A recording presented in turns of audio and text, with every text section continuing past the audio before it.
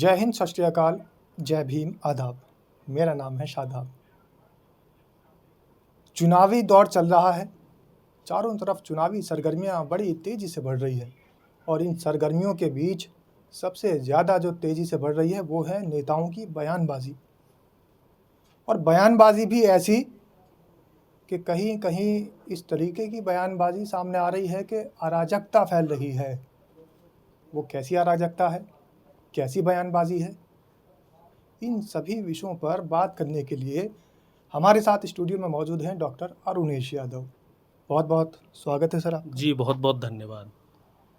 यादव जी, चुनावी दौर चल रहा है, झारखंड में चुनाव है, महाराष्ट्र में चुनाव है, उत्तर प्रदेश की भी कई सीटों पर चुनाव है, करहल में है, कुंदरकी में है, मीरापुर में है, यहाँ तक के सीसामऊ जो सीट है वहाँ भी चुनाव है। 9 सीटों पर उत्तर प्रदेश में भी चुनाव है। लेकिन इस चुनावी दौर के बीच जो नारे सामने आ रहे हैं वो बड़े निंदनीय कह लीजिए या सोचनीय कह लीजिए। मतलब सांप्रदायिक सौहार्द को बट्टा लगाने वाले नारे सामने आ रहे हैं। आपको पता है ना, कटेंगे या बटेंगे? जी बिल्कुल। क्या कुछ था वो?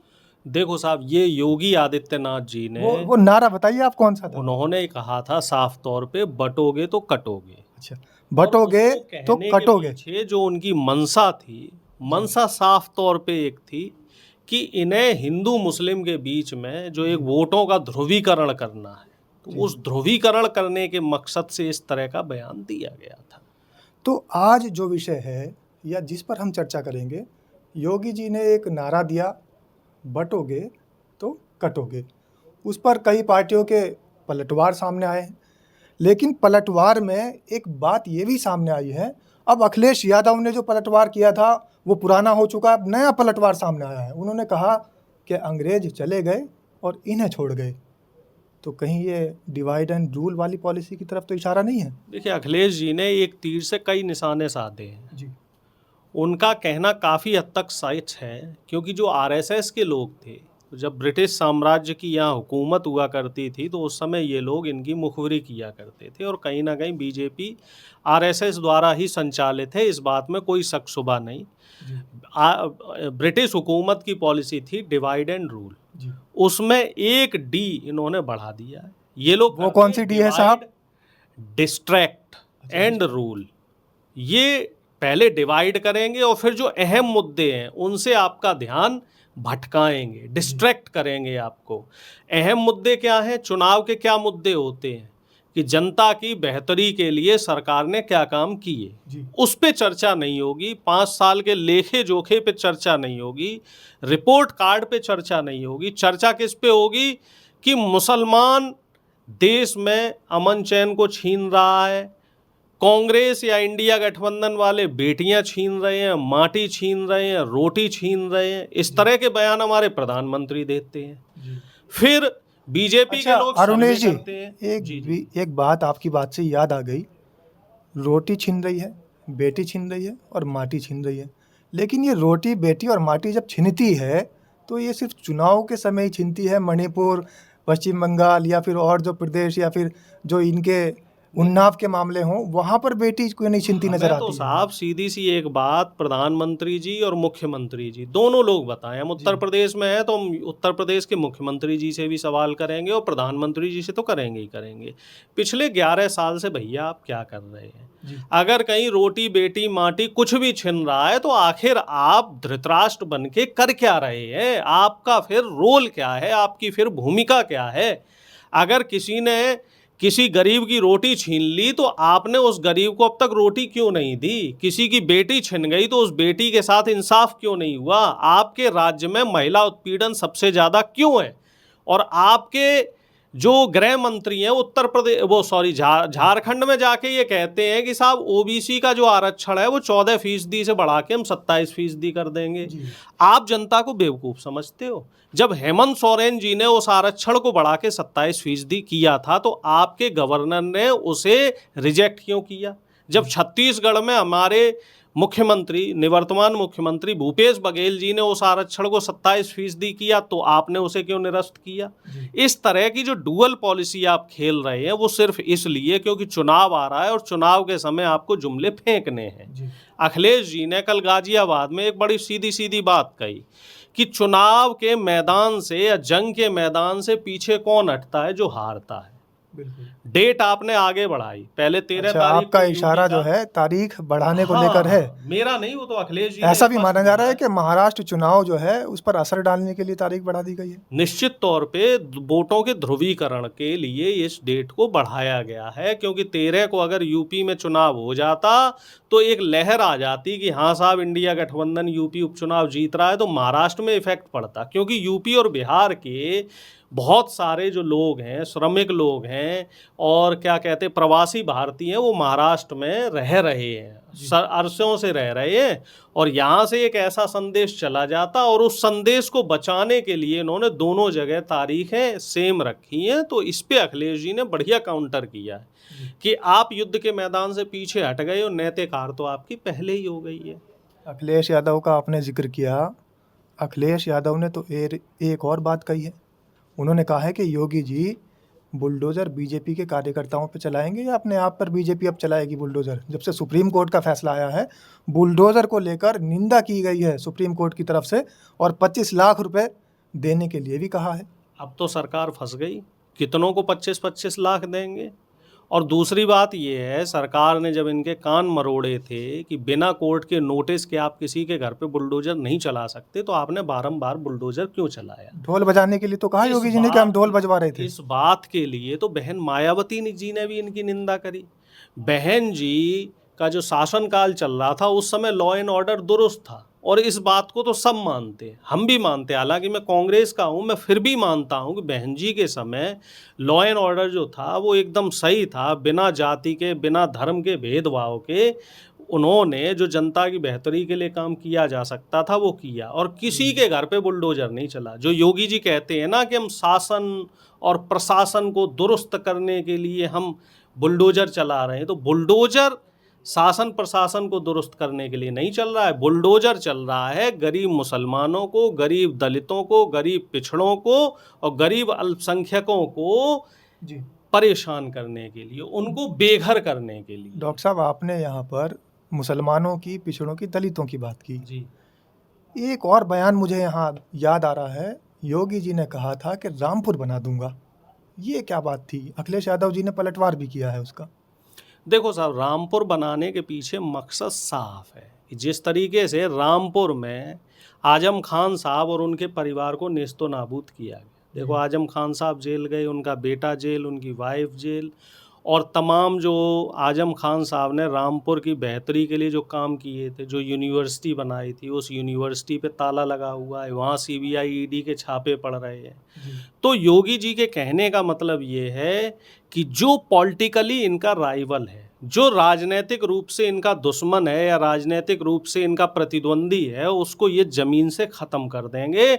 चाहे उसके लिए इन्हें आम जनता का नुकसान करना पड़े तो वो नुकसान भी करेंगे। नुकसान करना पड़े। यूनिवर्सिटी बंद हुई तो उससे नुकसान किसका हुआ? आजम खान साहब का हुआ कि वहाँ की गरीब जनता का नुकसान हो रहा है।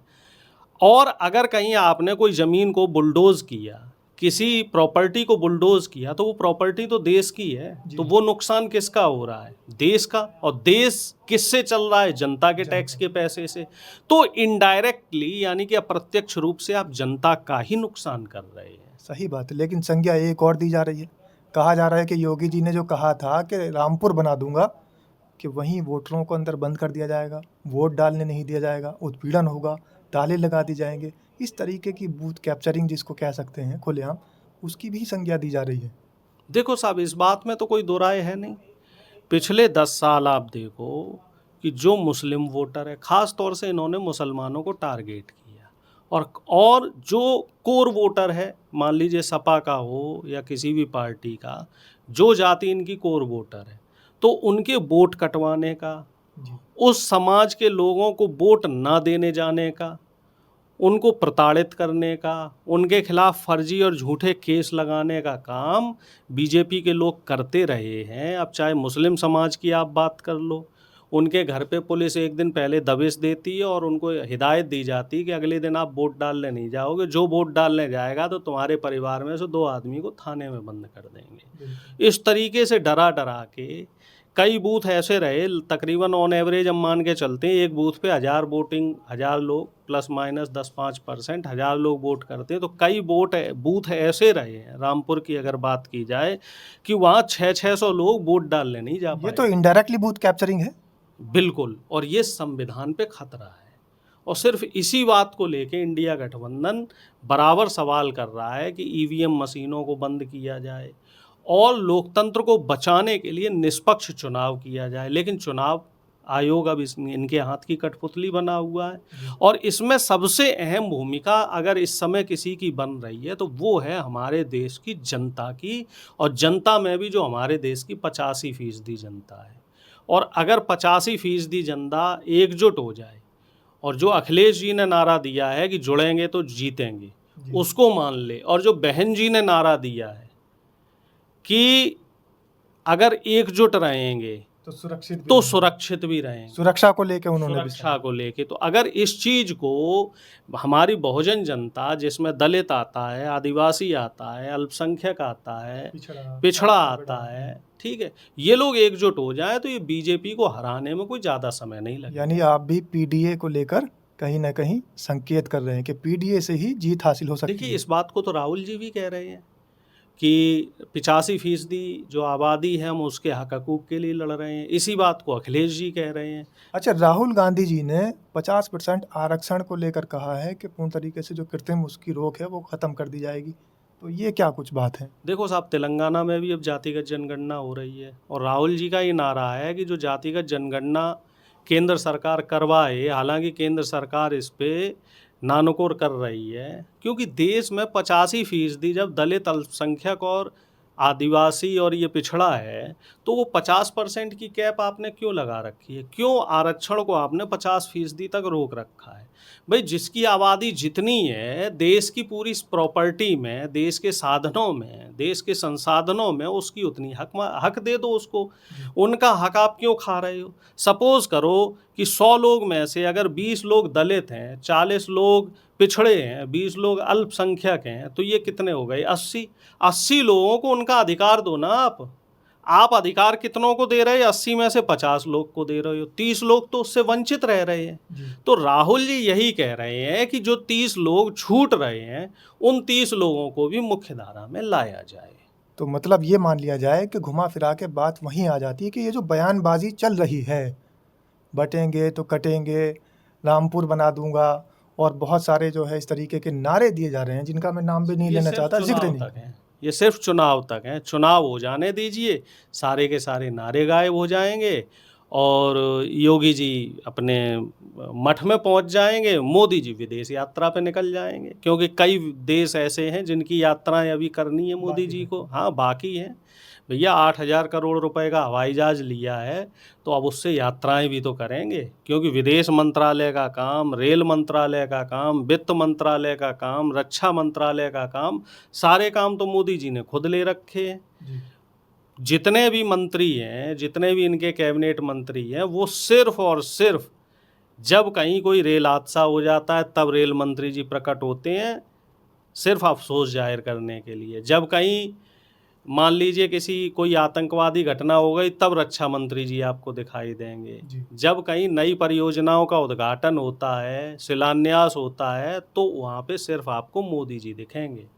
तो मोदी जी कुल मिला जुला के इस देश को जो गर्त में ले जाने का काम है, उस काम में बखूबी लगे हुए हैं। और आप देखना, चुनाव होते ही मोदी जी फिर गायब हो जाएंगे। जो जन कल्याणकारी योजनाएं हैं, जब चुनाव आएगा तो फिर उनके शिलान्यास होने लगेंगे, लेकिन बीच में जो योजनाएं हैं वो आगे कैसे फलीभूत होंगी, कैसे, मतलब ये जो सिर्फ नारे दिए जा रहे हैं, ये बरगलाने के लिए दिए जा रहे हैं, सिर्फ और सिर्फ चुनाव को प्रभावित करने। ये नारों का ही असर है कि वहाँ पे डोनाल्ड ट्रंप की जीत होती है और प्रयागराज में झंडे फहराए जाते हैं जय श्री राम के नाम। ये कितनी मूर्खता है।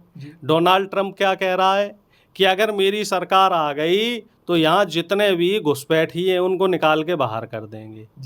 हमारे देश की जनता को मालूम है, हर घंटे 10 इंडियन वहाँ पे अवैध रूप से जा रहे हैं।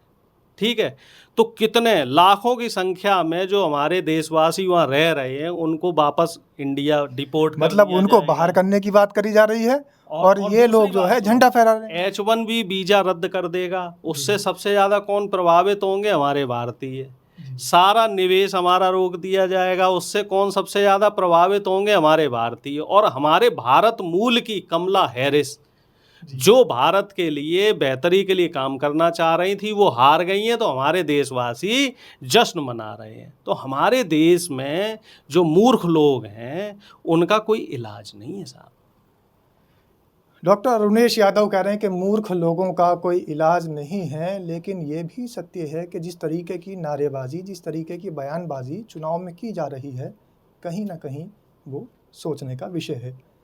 इस तरीके के नारे अगर जनता सीरियस ले लेती है तो कहीं ना कहीं कटेंगे, बटेंगे, फोड़ेंगे, तोड़ेंगे, मारेंगे, पीटेंगे, इन सब से ना बचा गया तो भविष्य में आने वाले जो हालात होंगे वो बहुत घातक हो सकते हैं। नमस्कार।